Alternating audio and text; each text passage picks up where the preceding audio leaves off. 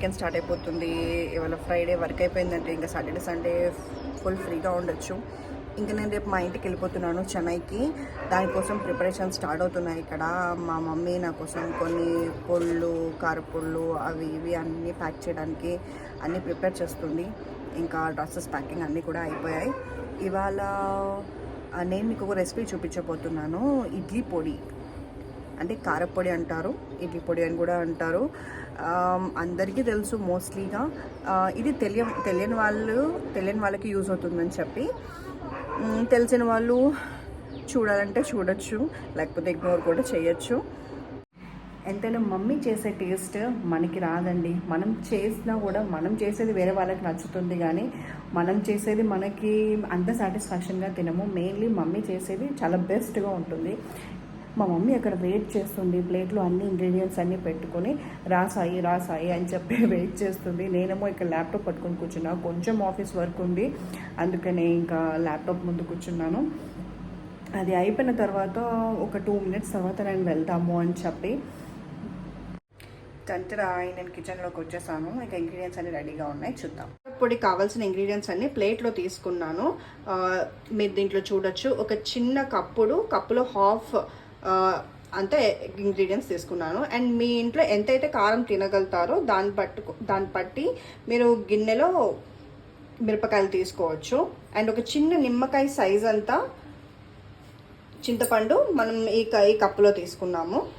దాని తర్వాత ఆల్రెడీ మనం ఇక్కడ కడాయిలో 2 spoons ఆఫ్ ఆయిల్ తీసుకున్నాం. దాని తర్వాత దీన్ని 1 by 1 మనం వేయించుకొని చల్లారి పెట్టుకోవాలి.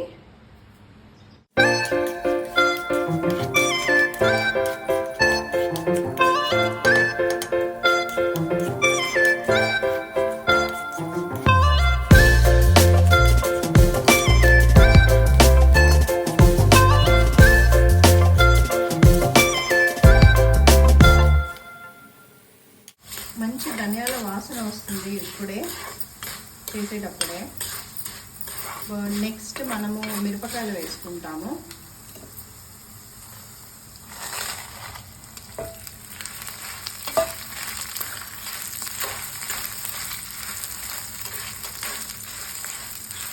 అది కొంచెం ఎర్రగా వేగిన తర్వాత కొంచెం చింతపండు వేసుకొని,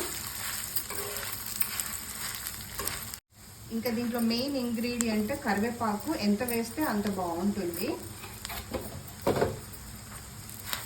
మంచిగా వేయించుకోవాలి. మంచిగా వేగిన తర్వాత మనకి ఇక్కడ కనిపిస్తుంది కదా, చక్కగా వేగాయి. దాంట్లో కొంచెం వెల్లుల్లి కూడా యాడ్ చేసుకొని, దాంతో స్టవ్ ఆఫ్ చేసుకొని ఒక ప్లేట్లో తీసుకోవాలి. ఒక 10 to 15 minutes మంచిగా చల్లారబెట్టుకొని ఉంచాలి. చూడండి, ఇవన్నీ చల్లారిపోయాయి.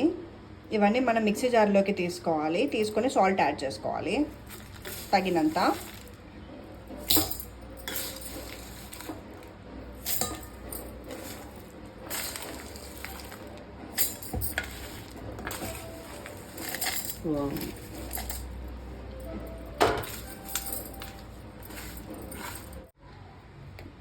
చూడండి ఎంత స్మూత్గా వచ్చిందో.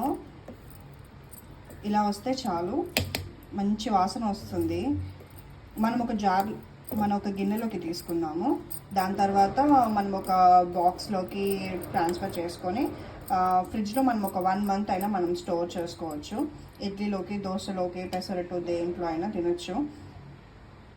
ఇగోండి టేస్టీ ఇడ్లీ కారపొడి మా మమ్మీ చేసింది. రేపు నేను చెన్నైకి తీసుకెళ్తాను.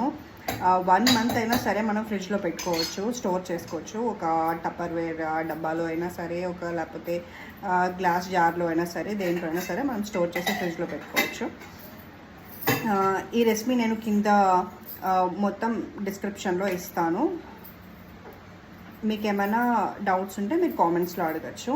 Thanks for watching the video. మళ్ళీ నెక్స్ట్ వీడియోలో కలుద్దాం. Like, subscribe and give the comment below. Bye bye.